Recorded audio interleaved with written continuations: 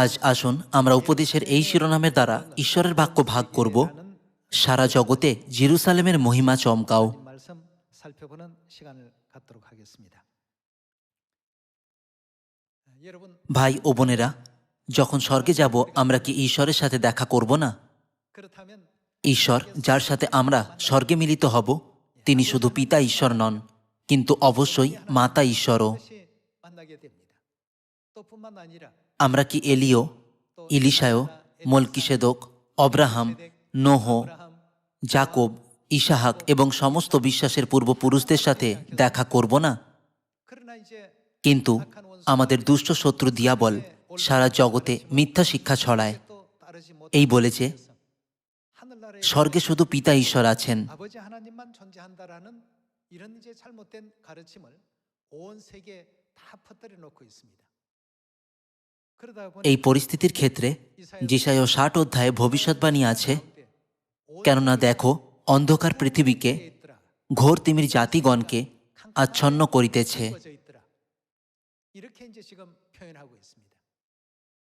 그래서 এই জন্য এই যুগে সিওনের সকল সন্তানদের অবশ্যই জেগে উঠে জেরুসালেমের মহিমা চমকানো উচিত। 숨겨놓는 এটাকে নিচে মেঝেতে লুকিয়ে না রেখে বরং ছাদের উপরে রেখে উজ্জ্বলভাবে চমকানো উচিত। 시대가 되었다라고 이렇게 알려주고 있습니다.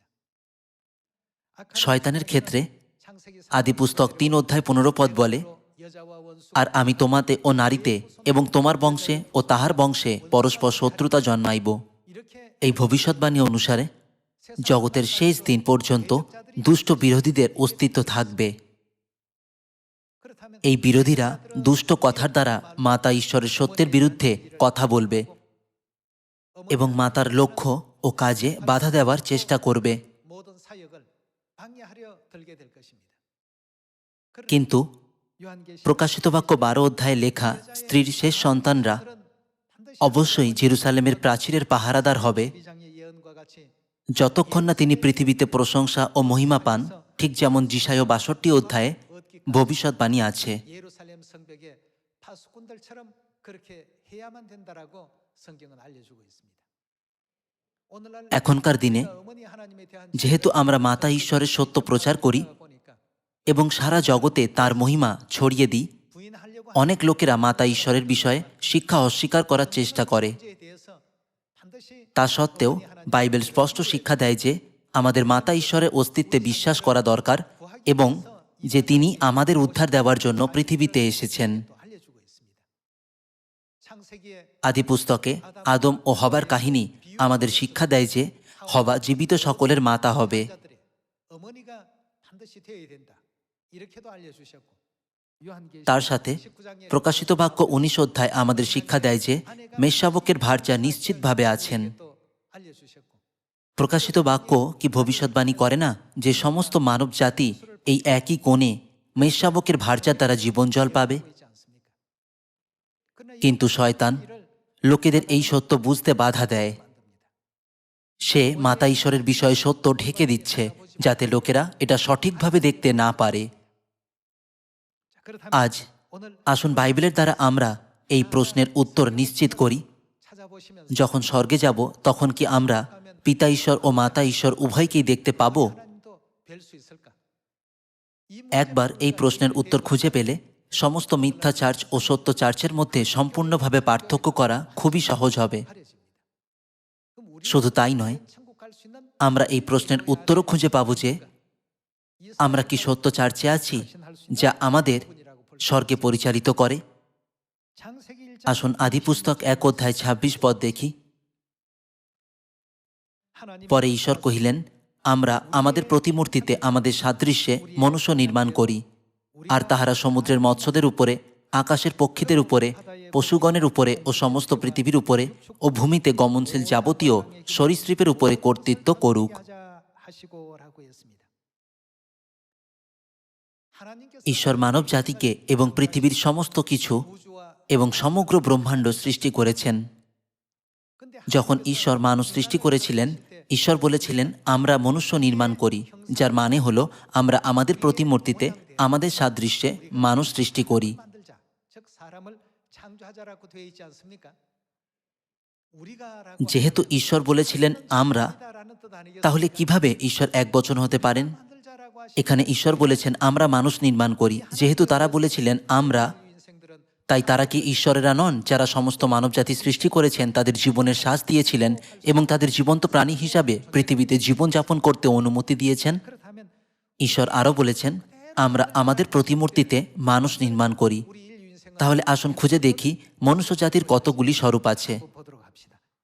27 পদে বলা হয়েছে, 하나님이 পরে ঈশ্বর আপনার প্রতিমূর্তিতে মনুষ্যকে সৃষ্টি করিলেন, ঈশ্বরের প্রতিমূর্তিতেই তাহাকে সৃষ্টি করিলেন, পুরুষ ও স্ত্রী করিয়া তাহাদিগকে সৃষ্টি করিলেন। 우리 ঈশ্বর যিনি নিজেকে আমরা বলে উল্লেখ করেছেন, তিনি মানবজাতিকে ঈশ্বরের প্রতিমূর্তিতে সৃষ্টি করেছিলেন। পরিণামস্বরূপ পুরুষ ও স্ত্রী প্রকট হয়েছিল। 여자가 출현했습니다. 남성의 এটা কি স্পষ্ট নয় যে পুরুষ স্বরূপ ঈশ্বর ও স্ত্রী স্বরূপ ঈশ্বরের অস্তিত্ব আছে? 확실하지 않습니까? 그 남성적인 সমস্ত মানবজাতি ঈশ্বরের পুরুষ স্বরূপকে সাধারণভাবে পিতা ঈশ্বর বলে, 인류가 그 부분만큼은 공통으로 부르고 있습니다. 그런데 কিন্তু ঈশ্বরের স্ত্রী স্বরূপের ক্ষেত্রে কেউ তাকে খোঁজে না বা স্বীকার করে না। 부르지도 않고 있습니다. তাহলে এর মানে কি এই যে স্ত্রী স্বরূপের ঈশ্বরের অস্তিত্ব নেই? অবশ্যই তার অস্তিত্ব আছে। 남성적인 যেহেতু ঈশ্বরের পুরুষ স্বরূপকে আমরা পিতা বলি, 아버지라고 부른다면 여성적인 তাই ঈশ্বরের স্ত্রী স্বরূপকে আমাদের কি বলা উচিত, যিনি সমস্ত মানবজাতিকে শ্বাস এবং জীবন দিয়েছেন? 뭐라고 인류가 불러야 되겠습니까? আমাদের তাকে মাতা ঈশ্বর বলে ডাকা উচিত। 인류가 এই পৃথিবীতে 존재하기 মানবজাতির অস্তিত্বের আগে থেকেই স্বর্গে পিতা ঈশ্বর ও মাতা ঈশ্বরের অস্তিত্ব ছিল। 계셨습니다. বাইবেল বলে যে ঈশ্বরেরা যারা স্বর্গে ছিলেন বলেছিলেন আমরা আমাদের প্রতিমূর্তিতে আমাদের সাদৃশ্যে মনুষ্য নির্মাণ করি, এবং তখন পৃথিবীতে পুরুষ ও স্ত্রী সৃষ্টি হয়েছিল। 성경은 그렇게 우리에게 알려주고 있습니다. 그렇다면 অতএব তাড়াতাড়ি হোক বা দেরিতে আমাদের অবশ্যই স্বর্গে ফিরে যাওয়া উচিত, যেখানে পিতা ঈশ্বর ও মাতা ঈশ্বর বাস করেন। 어머니 কে শিক্ষা দেয় যে স্বর্গে মাতা ঈশ্বর নেই? 가르치는 이 가르침은 এটা কার 누구의 শিক্ষা? 가르침입니까? আদি পুস্তক 3 অধ্যায় 15 পদে 이를 보면 ঈশ্বর শয়তানকে স্পষ্ট বলেছেন যে আর আমি তোমাতে ও নারীতে এবং তোমার বংশে ও তাহার বংশে পরস্পর শত্রুতা জন্মাইব। অন্য কথায় শয়তান সবসময় মাতার, 여자인 স্ত্রীর সমস্ত প্রচেষ্টাও এমনকি তার অস্তিত্বকে মুছে ফেলার চেষ্টা করবে। 하려고 애를 씁니다. এই পৃথিবীতে শয়তানের বড় বাধার মধ্যে একটি হল সমস্ত লোকেদের স্বর্গীয় মাতার মহান প্রেম ও বলিদান অনুভব করতে প্রতিরোধ করা। 못하고 어머니 তার অস্তিত্ব অস্বীকার করার জন্য সে অনেক দূর পর্যন্ত অগ্রসর হয়, যাতে লোকেরা স্বর্গে ফিরতে সক্ষম না হয় যেখানে মাতা আছেন।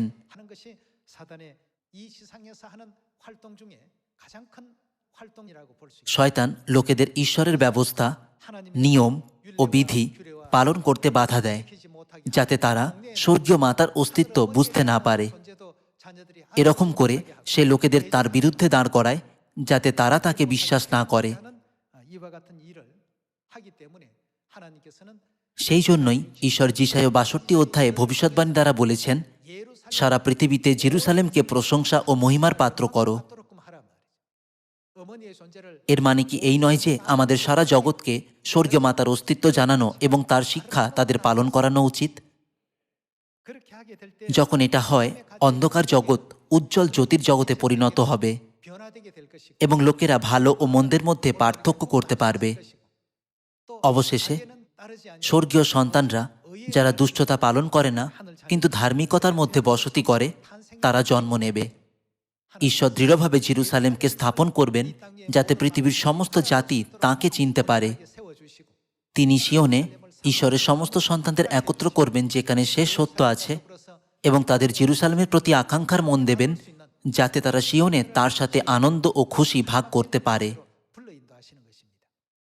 그래서 সেই জন্যই প্রকাশিত বাক্য 22 অধ্যায় 17 পদে লেখা আছে যে শেষ দিনে শুধুমাত্র পিতা ঈশ্বর নন, কিন্তু মাতা ঈশ্বরও প্রকট হবেন 아니하시고 এবং বলবেন, 아버지와 더불어 আইসো, যে পিপাসিত সে আইসুক। 다 목마른 자들은 전부 내게로 오라고 말이죠.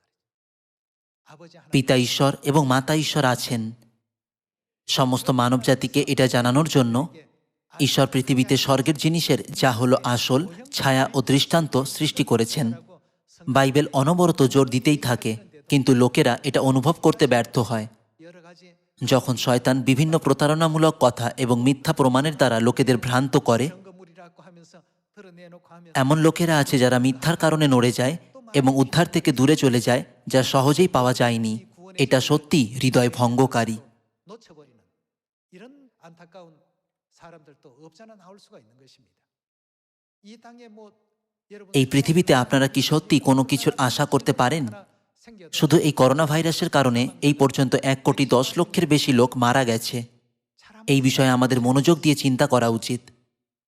স্বর্গরাজ্য যেখানে মাতা নেই, সেটা কি সত্যি স্বর্গরাজ্য হতে পারে? বাইবেল বলে যে ঈশ্বরের বাক্যে আমাদের কোনো কিছু যোগ করা বা বাদ দেওয়া উচিত নয়। অতএব আমাদের অবশ্যই স্বর্গরাজ্যে যাওয়া উচিত, যেখানে পিতার সাথে সাথে মাতাও আছেন। লোকেদের স্বর্গীয় মাতাকে অস্বীকার করানোর জন্য এবং স্বর্গরাজ্যের বিষয়ে ভুলে যাওয়ার জন্য শয়তান মিথ্যা সাক্ষ্য উপস্থিত করতেই আছে। আমাদের বাইবেলে ঈশ্বরের শিক্ষায় কোনো কিছু কখনোই যোগ দেওয়া বা বাদ দেওয়া উচিত নয়। এমনকি মানুষের মাংস ও হাড় সৃষ্টি হওয়ার আগে পিতা ও মাতা আত্মিক জগতে বলেছিলেন, আমরা মনুষ্য নির্মাণ করি। ঈশ্বরের এই সম্পূর্ণ বাক্য সত্ত্বেও এর কি কোনো মানে আছে যে মাতা ঈশ্বরের অস্তিত্ব নেই? আজকের দিনে পৃথিবীতে অগণিত ধর্ম আছে, কিন্তু সেখানে সত্য নেই, যেখানে মাতা ঈশ্বরের অস্তিত্বে কোনো বিশ্বাস নেই। আমরা সহজে বলতে পারি যে স্বর্গরাজ্য তাদের দেওয়া হবে না। আমরা মথি 13:10 শিক্ষার দ্বারা এই বিষয়ে নিশ্চিত হতে পারি। পরে শিষ্যরা নিকটে আসিয়া তাহাকে জিজ্ঞাসা করিলেন, আপনি কি জন্য দৃষ্টান্ত দ্বারা উহাদের নিকটে কথা কইতেছেন? তিনি উত্তর করিয়া কহিলেন, স্বর্গরাজ্যের নিগূঢ় তত্ত্ব সকল তোমাদিগকে জানিতে দেওয়া হইয়াছে, কিন্তু তাহাদিগকে দেওয়া হয় নাই।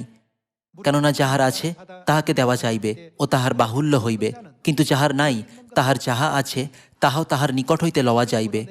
এই জন্য আমি তাহাদিগকে দৃষ্টান্ত দ্বারা কথা বলিতেছি, কারণ তাহারা দেখিয়াও তাদের কি হয়? দেখে না, শুনিয়াও তাদের আর কি হয়? শুনে না এবং বুঝেও না। আসুন 14 পদ থেকে পড়ি। আর তাহাদের সম্বন্ধে যিশাইয়ের এই ভাববাণী পূর্ণ হইতেছে, তোমরা শ্রবণে শুনিবে কিন্তু কোনো মতে বুঝিবে না, আর দৃষ্টিতে দেখিবে কিন্তু কোনো মতে জানিবে না। কেননা এই লোকেদের হৃদয় অসার হইয়াছে, শুনিতে তাহাদের কর্ণ ভারী হইয়াছে, ও তাহারা চক্ষু মুদ্রিত করিয়াছে। পাছে তাহারা চক্ষে দেখে আর কর্ণে শুনে, হৃদয়ে বুঝে এবং ফিরিয়া আইসে, আর আমি তাহাদিগকে সুস্থ করি। কিন্তু ধন্য তোমাদের চক্ষু, কেননা তাহা দেখে, এবং তোমাদের কর্ণ, কেননা তাহা শুনে। 17 পদ, কারণ আমি তোমাদিগকে সত্য বলিতেছি, তোমরা যাহা যাহা দেখিতেছ তাহা অনেক ভাববাদী ও ধার্মিক লোক দেখিতে বাঞ্ছা করিয়াও দেখিতে পান নাই, এবং তোমরা যাহা যাহা শুনিতেছ তাহা তাহারা শুনিতে বাঞ্ছা করিয়াও শুনিতে পান নাই। যদি প্রেরিত যোহন আজ এখানে থাকতেন এবং স্বর্গীয় জেরুসালেমের আসল দেখতেন, তাহলে তিনি কত আনন্দিত হতেন। যখন দাউদ নগরে ঈশ্বরের সিন্ধুক এনেছিলেন, তখন সে বাচ্চাদের মতো ঈশ্বরের সামনে নাচ করে তার মহা আনন্দ প্রকাশ করেছিল। যোহনও কি একই রকম করতেন না? এখনকার দিনে অনেক লোকেরা বাইবেল পড়ে, তবুও তারা তাদের চোখে দেখতে পায় না যে মাতা ঈশ্বরের অস্তিত্ব নিশ্চিতভাবে আছে। কিন্তু আপনাদের ও আমার বিষয় কি? আমরা কি দেখতে পারি? কে আমাদের তাকে দেখতে অনুমতি দিয়েছেন?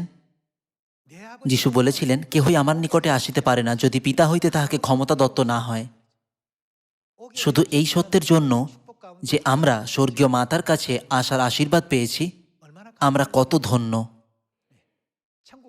যখন আমরা স্বর্গে যাব, আমরা অবশেষে অনুভব করব যে আমরা এরকম মহান এবং আশ্চর্য আশীর্বাদ পেয়েছি।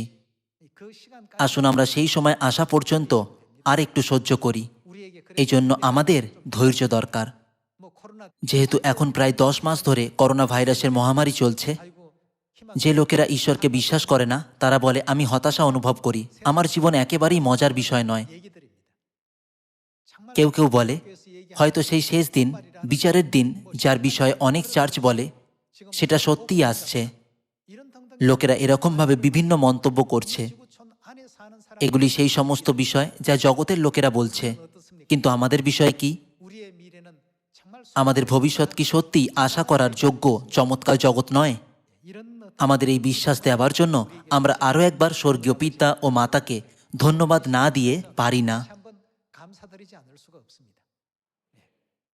하나님께서 এই পৃথিবীর অনেক উদাহরণের দ্বারা 비유를 통해 ঈশ্বর আমাদের অনেকবার শিক্ষা দিয়েছেন যে সত্যি আমাদের মাতা ঈশ্বর আছেন, 세상은 그걸 কিন্তু এই জগৎ এটা অনুভব করে না।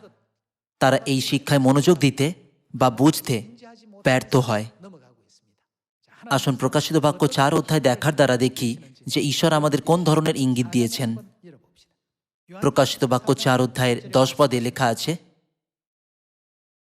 তাহার সম্মুখে ওই 24 জন প্রাচীন প্রণিপাত করিবেন এবং যিনি যুগ পর্যায়ে যুগে যুগে জীবন্ত তাহার ভজনা করিবেন, আর আপন আপন মুকুট সিংহাসনের সম্মুখে নিক্ষেপ করিয়া বলিবেন, হে আমাদের প্রভু ও আমাদের ঈশ্বর, তুমি প্রতাপ ও সমাদর গ্রহণের যোগ্য, কেননা তুমি সকলে সৃষ্টি করিয়াছ এবং কার ইচ্ছা? তোমার ইচ্ছা হেতু সকলে অস্তিত্ব প্রাপ্ত ও সৃষ্ট হইয়াছে। 그럼 주의 뜻대로 এই বাক্যের উপর ভিত্তি করে যে তোমার ইচ্ছা হেতু সকলেই সৃষ্ট হইয়াছে, কার ইচ্ছা ছিল যে পিতা স্বরূপের পুরুষ এবং মাতা স্বরূপের স্ত্রী সৃষ্টি হয়? 것도 누구의 뜻이었습니까? 하나님의 এটা ঈশ্বরের ইচ্ছা ছিল। 그럼 이 অতএব যখন আমরা একজন পুরুষকে দেখি আমাদের চিন্তা করা উচিত, ও স্বর্গে আমাদের পিতা আছেন। তাহলে যখন একজন স্ত্রীকে দেখি আমাদের কার কথা চিন্তা করা উচিত? আমাদের চিন্তা করা উচিত, ও স্বর্গে আমাদের মাতা ঈশ্বরও আছেন। 금방 알 수 ঈশ্বর পুরুষ ও স্ত্রী হিসাবে মনুষ্য জাতিকে সৃষ্টি করেছেন, যাতে আমরা সৃষ্টির মধ্যে থাকা ঈশ্বরের ইচ্ছা সহজেই বুঝতে পারি এবং কখনো এই গুরুত্বপূর্ণ বিষয় ভুলে না যাই। 말라고 말이죠. ঈশ্বর বিভিন্ন রকম পশু সৃষ্টি করেছিলেন। 창조했습니다. আসুন আমরা আকাশের পাখির কথা চিন্তা করি। তারা কি শুধু পিতা পাখি? না, সেখানে মাতা পাখিও আছে। সমুদ্রের মাছের বিষয় কি? 아빠 물 ঈশ্বর পিতা মাছ এবং মাতা মাছও সৃষ্টি করেছেন। 왜 그렇게 কেন ঈশ্বর এইভাবে সবকিছু সৃষ্টি করেছিলেন? 뛰어다니는 মাঠে দৌড়ানো সুন্দর হরিণেরও পিতা হরিণ ও মাতা হরিণ আছে। কেন ঈশ্বর ওইভাবে তাদের সৃষ্টি করেছেন? 또 얼룩말 একটা জেব্রারও পিতা জেব্রা মাতা জেব্রা আছে। 왜 그렇게 কেন ঈশ্বর ওইভাবে তাদের সৃষ্টি করেছেন? 께서는 বাইবেল বলে সমস্ত কিছু ঈশ্বরের ইচ্ছায় সৃষ্টি হয়েছে। 동물의 শুধু পশুদের জগৎ নয়, 식물의 세계 আসুন আমরা গাছেদের জগৎও দেখি। 꽃도 ফুলেদের তাদের পিতা ফুল ও মাতা ফুলও আছে। 나무도 গাছেদের তাদের পিতা গাছ ও মাতা গাছ আছে। 사람도 মানুষদেরও তাদের মাতার দ্বারা জীবন দেওয়া হয়। 참 এটা সত্যি গভীর দূরদর্শিতা। মাতা ছাড়া এটা কি বলা সম্ভব যে পরের প্রজন্মের অস্তিত্ব থাকবে? 존재할 수 있을까 말이에요. 만물을 দয়া করে সেই শিক্ষার বিষয়ে চিন্তা করুন যে সমস্ত কিছু ঈশ্বরের ইচ্ছায় সৃষ্টি হয়েছে। 만물을 왜 কেন ঈশ্বর ওইভাবে সবকিছু সৃষ্টি করেছিলেন? 우리 인류 인생 প্রতিদিন ঈশ্বর মানবজাতিকে শিক্ষা দিচ্ছেন, তোমাদের মাতা ঈশ্বর আছেন। 어머니 하나님이 계신다. 꽃에 ফুল আমাদের বলে তোমাদের মাতা ঈশ্বর আছেন। 또 খরগোশ আমাদের বলে তোমাদের মাতা ঈশ্বর আছেন। 사슴을 봐 হরিণ আমাদের বলে তোমাদের মাতা ঈশ্বর আছেন। 하늘을 날 এমনকি আকাশের হাঁসও আমাদের বলে তোমাদের মাতা ঈশ্বর আছেন। 바다에 물 আমাদের দেখা সব কিছুর দ্বারা সমুদ্রের মাছ, আকাশের পাখি এবং মাঠে দৌড়ানো সমস্ত পশু, 어머니 하나님이 ঈশ্বর আমাদের জানিয়েছেন যে আমাদের মাতা ঈশ্বর আছেন। 놓으셨습니다. ঈশ্বর তার ইচ্ছায় এই পৃথিবী সৃষ্টি করেছেন এবং তার ইচ্ছা প্রকট করার জন্য সমস্ত লোকেদের পিতা ও মাতা থাকতে দিয়েছেন। 하나님대로 우리 인류 인생도 아빠와 엄마가 있도록끔 그렇게 창조를 해 놓으셨습니다. 그리고 모든 ঈশ্বরের ইচ্ছা হলো সেই পদ্ধতি যার দ্বারা সমস্ত জীবন্ত প্রাণী তাদের মাতার কাছ থেকে জীবন পায়। Auction go and come training ইনস্টিটিউটে আমাদের প্রবেশদ্বারের পথের দুধারে অনেক জিঙ্গো গাছ আছে। 좌우에 은행나무가 많이 있습니다. 지금 সেগুলি এখন নিশ্চয় সুন্দরভাবে হলুদ রঙে পরিবর্তন হয়ে গেছে, 그 수많은 কিন্তু মজার বিষয় হলো সেগুলির মধ্যে কিছু গাছ ফল উৎপন্ন করে, 몇 그루 없어요. 보면 কারণ তাদের মধ্যে বেশিরভাগই পিতা গাছ, 엄마 শুধুমাত্র কতগুলি হলো মাতা গাছ। 그런데 আর শুধুমাত্র সেই মাতা গাছগুলি ফল উৎপন্ন করে। এটা সত্যিই আশ্চর্যের, এইভাবে ঈশ্বর সেগুলিকে সৃষ্টি করেছেন। 그래서 그렇게 যদি আপনারা জিঙ্গো গাছকে জিজ্ঞাসা করতে পারতেন কে তোমাকে জীবন দিয়েছে, এটা বলতো আমার মাতা দিয়েছে। যদি আপনারা একটা হাঁসকে জিজ্ঞাসা করতেন কে তোমাকে জীবন দিয়েছে, এটা বলতো আমার মাতা দিয়েছেন। 눈으로 볼 ঈশ্বর প্রকৃতিকে আমাদের পাঠ্যপুস্তক হিসাবে সৃষ্টি করেছেন আমাদের আত্মিক জগতের বিষয়ে শিক্ষা দিয়ে, যাতে আমরা আমাদের চোখে এটা দেখতে পারি। কেন ঈশ্বর এরকম জিনিস করেছেন? 로마서 আসুন রোমিও 1 অধ্যায় 20 পদ পড়ি। 창세로부터 ফলত তাহার অদৃশ্য গুণ অর্থাৎ তাহার অনন্ত পরাক্রম ও ঈশ্বরত্ব জগতের সৃষ্টিকাল অবধি তাহার বিবিধ কার্যে বোধগম্য হইয়া দৃষ্ট হইতেছে। এই জন্য তাহাদের উত্তর দিবার পথ নাই। 핑계하지 못할지니라고 했습니다. 예, 핑계할 수 লেখা আছে যে ঈশ্বরের অদৃশ্য শক্তি ও ঈশ্বরীয় প্রকৃতি তার সৃষ্টির দ্বারা স্পষ্টভাবে দেখা যাচ্ছে, যাতে লোকেরা কোনো অজুহাত দিতে না পারে। যখন আমরা তার সৃষ্টির দিকে দেখি, আমরা ঈশ্বরের ঈশ্বরীয় প্রকৃতি অনুভব করতে এবং তার সাথে ঈশ্বরের পুরুষ ও স্ত্রী স্বরূপকেও দেখতে পারি। 느낄 수 있는데 অতএব শেষ দিনে আমি মাতা ঈশ্বরের বিষয়ে জানতাম না, তাই বিশ্বাস করতে পারিনি এই অজুহাত গ্রহণযোগ্য হবে না। 모든 자연 প্রকৃতির সমস্ত কিছু কি তাদের নিজেদের অস্তিত্বের দ্বারা মাতা ঈশ্বরের অস্তিত্বের বিষয়ে সাক্ষ্য দেয় না? 그 존재 그 자체를 통해서 전부 설명하고 표현하고 있지 않습니까? 이런 এই সমস্ত প্রমাণ দেখার পর আমাদের তাদের স্পষ্টভাবে বুঝতে সক্ষম হওয়া উচিত যারা বলে মাতা ঈশ্বর নেই। 판별해낼 수 있는 우리가 되어야 되겠습니다. 성경에는 বাইবেল অসংখ্যবার এই বিষয়ে উল্লেখ করেছে এবং আমাদের অনেক অনুভব দিয়েছে। 깨우침을 주고 있는 가운데 있습니다. এই পৃথিবীর জিনিসের দ্বারা ঈশ্বর স্বর্গের জিনিসের একটা ছায়া তৈরি করেছেন। 이 지상에 그림자로 만들어 놓으셨다고 했는데 যদি এই পৃথিবীর সব কিছু একটা ছায়া হয়, তাহলে স্বর্গের জিনিস কি? 뭐라는 뜻입니까? 우리 히브리 আসুন আমরা ইব্রিয় 8 অধ্যায় দেখি। 8 অধ্যায় 5 পদ 저희가 এটা বলে, 섬기는 것은 তাহারা স্বর্গীয় বিষয়ে দৃষ্টান্ত ও ছায়া লইয়া আরাধনা করে। 하고 있습니다. 그럼 하늘 তাহলে এর মানে কি এটা নয় যে স্বর্গে যা আছে সেটা হলো আসল? 그럼 이 지상 এর মানে যে এই পৃথিবীতে যা আছে সেটা শুধুমাত্র একটা ছায়া ও দৃষ্টান্ত যা স্বর্গকে প্রতিফলিত করে। 그림자에 불과한 것이라는 것입니다. আপনারাও কি একমত নন? 그럼 하늘에 স্বর্গে যা নেই সেটা কি পৃথিবীতে থাকতে পারে? 없습니다. না।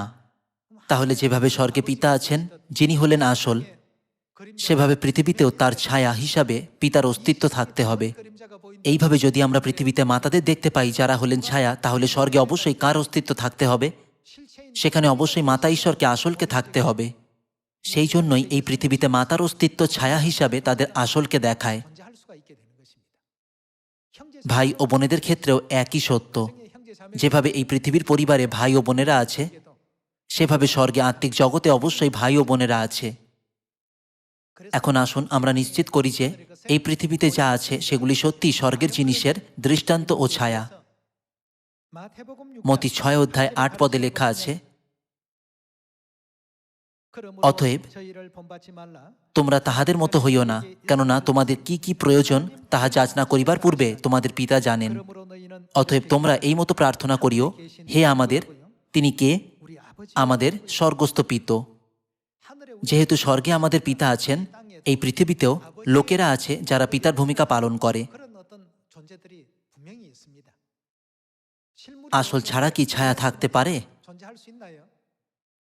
এটা অসম্ভব। 하나님께서 মতি 6 অধ্যায় দ্বারা ঈশ্বর নিশ্চিতভাবে আমাদের জানিয়েছেন যে আত্মিক জগতে আমাদের পিতা ঈশ্বর আছেন। 마태복음 6장을 통해서 알려주셨습니다. 그렇다면 যেহেতু পিতা শব্দটি পৃথিবীতে শুধু পরিবারেই ব্যবহার হয়, তাই আমাদের পৃথিবীতে থাকা জিনিসের সাথে স্বর্গে থাকা জিনিসের তুলনা করে পরিবারের বিষয় অধ্যয়ন করা উচিত।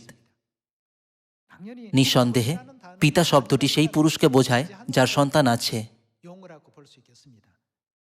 고린도후서 আসুন 2 কোরিন্থীয় 6 অধ্যায় 17 পদ দেখি।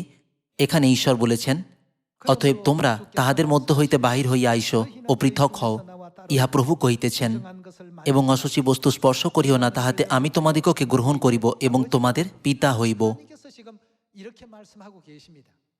18절 18 পদ, 너희에게 এবং তোমাদের পিতা হইব ও তোমরা আমার পুত্র কন্যা হইবে। ইহা কে এই কথা বলেছেন? সর্বশক্তিমান প্রভু কহেন। ঈশ্বর নিজে এই বাক্যগুলি বলেছেন। 자, 그럼 স্বর্গীয় পরিবার ও পৃথিবীর পরিবার, 이 আসল ও ছায়ার মধ্যে সম্পর্কের বিষয়ে মনোযোগ দিয়ে চিন্তা করুন। 보시면 যেভাবে আমাদের শারীরিক পিতা আছে, সেভাবে আমাদের আত্মিক পিতাও আছেন। আর যেভাবে আত্মিক সন্তান আছে, সেভাবে শারীরিক সন্তানও আছে। 육의 শারীরিক মাতার বিষয় কি? তাদের অস্তিত্ব আছে কি নেই?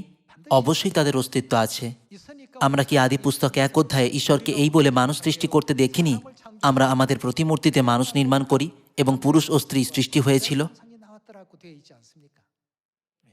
그 어머니가 যদি স্বর্গীয় মাতার অস্তিত্ব না থাকতো, তাহলে একজন স্ত্রীলোকেরও অস্তিত্ব থাকতে পারত না।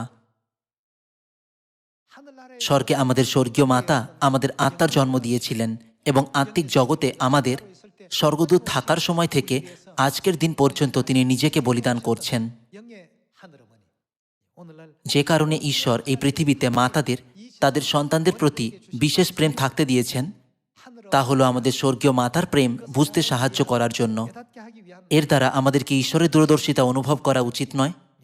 갈라디아 4장 গালাতীয় 4:26 পদ বলে, 오직 কিন্তু ঊর্ধ্বস্থ জেরুসালেম স্বাধীনা, 자유자니 আর সে আমাদের জননী। 우리에게 যেভাবে আমাদের শারীরিক মাতা আছেন, সেভাবে আমাদের কি আত্মিক মাতাও নেই? 합니까? 존재하지 않습니까? 그럼 여기에서 গালাতীয় 4:26 পদে আমরা এই বাক্য দেখতে পাই, ঊর্ধ্বস্থ জেরুসালেম, এবং প্রকাশিত বাক্য 21 অধ্যায়ে যোহন একটা দর্শন দেখেছিলেন, যেখানে একজন স্বর্গদূত বলছে, আমি তোমাকে সেই কন্যাকে মেষশাবকের ভার্যাকে দেখাবো। তারপর স্বর্গদূত তাকে কি দেখিয়েছিল? 예루살렘을 পবিত্র নগরী জেরুসালেম স্বর্গ থেকে নেমে আসছে। আমরা অনুভব করতে পারি যে ঈশ্বর স্বর্গের মনোনীত সন্তানদের এই সত্য শুধুমাত্র তাদের জন্য রাখা বিশেষ অনুগ্রহের উপহার দেওয়ার জন্য কত চেষ্টা করেছেন। 느낄 수가 있습니다. 어린 양 কি হতো যদি স্বর্গদূত আমি তোমাকে কন্যাকে মেষশাবকের ভার্যাকে দেখাবো বলে তাকে সরাসরি কন্যার আসলকে দেখাতো? তাহলে আজকের দিনে অনেক মিথ্যা মাতারা প্রকট হতো আর এমন বিভ্রান্তি সৃষ্টি করত যে আমাদের জন্য সত্য খুঁজে পাওয়া অসম্ভব হতো। 그러나 স্বর্গদূত প্রতিজ্ঞা করেছিল, আমি তোমাকে সেই কন্যাকে মেষশাবকের ভার্যাকে দেখাবো, এবং তাকে জেরুসালেমকে দেখিয়েছিল। 근데 তাই গালাতীয় পুস্তকে জেরুসালেম আমাদের মাতাকে সম্বোধিত করে। 어머니를 가리키는 것이다 그였습니다. আমাদের অবশ্যই অনন্ত স্বর্গীয় মাতা আছে। 영원한 하늘 어머니가 계십니다. আজকের দিনে আমরা সহজেই সত্য চার্চ ও মিথ্যা চার্চের মধ্যে পার্থক্য করতে পারি, এই অনুসারে যে তাদের কাছে স্বর্গীয় মাতা আছেন কিনা। 가지고 판별하시면 되겠습니다. স্বর্গীয় মাতা ছাড়া চার্চ সত্য চার্চ নয়, সেই চার্চে জীবন নেই। 생명이 없습니다. বাইবেল বলে যে সেই জায়গা যেখানে পিতা ঈশ্বর ও মাতা ঈশ্বর বাস করেন সেটা হলো স্বর্গরাজ্য। 하는 천국입니다. 이래서 তাই ঈশ্বর বলেছেন, এখন তোমরা জেরুসালেমের অস্তিত্ব প্রকট করতে পারো। তার স্বর্গারোহণের পর মাতার অস্তিত্ব প্রকট করার জন্য পিতা আমাদের জন্য সবকিছু প্রস্তুত করেছেন। এখন আমরা সমরিয়া ও পৃথিবীর প্রান্ত পর্যন্ত যেতে পারি এই বলে মাতা ঈশ্বরকে বিশ্বাস করুন। 믿으라. 그래서 বাইবেলের নবীদের দ্বারা ঈশ্বর আমাদের সমরিয়া ও পৃথিবীর প্রান্ত পর্যন্ত যেতে এবং মাতার মহিমা প্রকট করতে বলেছেন। 전파할 수 있는 우리 하늘 자녀들이 다 되라고 하셨습니다. 네. 우리 주위에 আমাদের চারপাশে অনেক লোকেরা আছে যারা এখনো সম্পূর্ণভাবে ঈশ্বরকে জানে না। 하고 있는 너무나도 많은 사람들이 있습니다. 그들에게 আসুন তাদের পিতা ঈশ্বর ও মাতা ঈশ্বরের বিষয়ে সঠিকভাবে শিক্ষা দিই, 예루살렘 এবং যতক্ষণ না সারা জগতের লোকেদের দ্বারা তিনি প্রশংসা ও মহিমা পান, ততক্ষণ বিনা বিশ্রামে জেরুসালেমের মহিমা প্রচার করি। 전할 수 আসুন এই শরৎকাল থেকে পবিত্র আত্মার আন্দোলন শুরু করি। পিতা ও মাতা সমস্ত লোকেদের আসার জন্য অবশ্যই দরজা খুলে দেবেন। 어머니께서 틀림없이 만민에게 길을 열어 주실 것입니다. 우리가 আমাদের মধ্যে কিছুজন হয়তো এই ভেবে চিন্তিত হন, 바다가 আমাদের সামনে এখন লোহিত সাগরের মতো গভীর সাগর আছে, 어떻게 আমরা কিভাবে এই সমুদ্র পার করে অন্য পারে যেতে পারি? আমাদের কাছে এমনকি একটা নৌকা বা যন্ত্রও নেই। 아무도 없는데 কিন্তু ঈশ্বর কি লোহিত সাগরকে ভাগ করেননি, 염려께서는 যাতে ইসরায়েলীয়রা মানুষের পরিকল্পনার বাইরের পদ্ধতির দ্বারা সহজেই সমুদ্র পার করতে পেরেছিল? 갈 수 있도록 홍해를 갈라주지 않았습니까? ঈশ্বর সব কিছু করেন। ঈশ্বর এমনকি আকাশকে ভাগ করার আশ্চর্য কাজও করতে পারেন, যেভাবে তিনি লোহিত সাগরকে বিভাজিত করেছিলেন। 놀라운 일까지도 만들어 주실 것입니다. 계시록 আসুন প্রকাশিত বাক্য 22 অধ্যায় 17 পদ দেখি। 성령과 আর আত্মা ও কন্যা, পিতা ও মাতা কহিতেছেন, আইসো। 온 세계 তারা সারা জগতের তাদের প্রিয় সন্তানদের আসার জন্য ডাকছেন। 오라 하시는도다. যে শুনে সেও বলুক, আইসো। 목마른 자도 올 것이요 আর যে পিপাসিত সে আইসুক, 값없이 যে ইচ্ছা করে সে বিনামূল্যে জীবন জল গ্রহণ করুক। 아버지 어머니 পিতা ও মাতার কাছে না এলে আমরা কখনো জীবন জল পেতে পারবো না। 하셨고 요한복음 যোহন 4 অধ্যায় 14 পদে যিশু এই জীবন জলের বিষয়ে উত্তর দিয়েছিলেন, কিন্তু আমি যে জল দিব তাহা যে কেহ পান করে তাহার পিপাসা আর কখনো হইবে না, বরং আমি তাহাকে যে জল দিব তাহা তাহার অন্তরে এমন জলের উনি হইবে যাহা অনন্ত জীবন পর্যন্ত উথলিয়া উঠিবে। 내가 너희 আমি তোমাকে যে জল দেব তা তোমার মধ্যে অনন্ত জীবন পর্যন্ত উতলে উঠবে। 결국 অবশেষে আত্মা ও কন্যা আমাদের কি দেবেন? 뜻입니까? অনন্ত জীবন। 어디에서 কোথায়? গীত সংগীতা 133 অধ্যায় অনুসারে কোথায় অনন্ত জীবনের আশীর্বাদ দেওয়া হয়? 시온에서 সিওনে। 아버지와 বাইবেল শিক্ষা দেয় যে সিওনে ফিরে এসো, যেখানে পিতা ও মাতা বাস করেন, এবং সেখানে তোমাদের হৃদয় ভরে অনন্ত জীবনের জল পান করো। ঈশ্বর বলেছেন, যে কেউ পিপাসিত সে আইসুক, এবং যে ইচ্ছা করে সে বিনামূল্যে জীবন জল গ্রহণ করুক। ভাই ও বোনেরা, আজ আমরা বাইবেলে ঈশ্বরের বাক্য যেমন আছে ঠিক তেমনই অধ্যয়ন করছি। পিতা ও মাতা এখন জগতের সমস্ত লোকেদের তাড়াতাড়ি সিওনে ফিরে আসার জন্য ডাকছেন। আজ পিতা ঈশ্বর ও মাতা ঈশ্বর আপনাদের পরিবারকে বাঁচানোর জন্য আমাদের পাঠিয়েছেন। তাই দয়া করে পিতা ও মাতার কোলে আসুন। আমাদের কাছে আপনাদের জন্য একটা আমন্ত্রণ আছে। দয়া করে ঈশ্বরের কোলে ফিরে আসুন। এইভাবে আমাদের সমস্ত লোকেদের কাছে প্রচার করা উচিত। এখনো যখন সুযোগ আছে, আসুন আমরা তাদের ঈশ্বরের কোলে ফিরিয়ে আসার পথ শিক্ষা দিই। আমি আপনাদের সিওনের আমাদের স্বর্গীয় সদস্যদের সকলকে আন্তরিক অনুরোধ করি, অনেক আত্মাকে অনুতাপে পরিচালিত করুন, যাতে আপনারা স্বর্গে চিরকাল তারার মতো চমকাতে পারেন।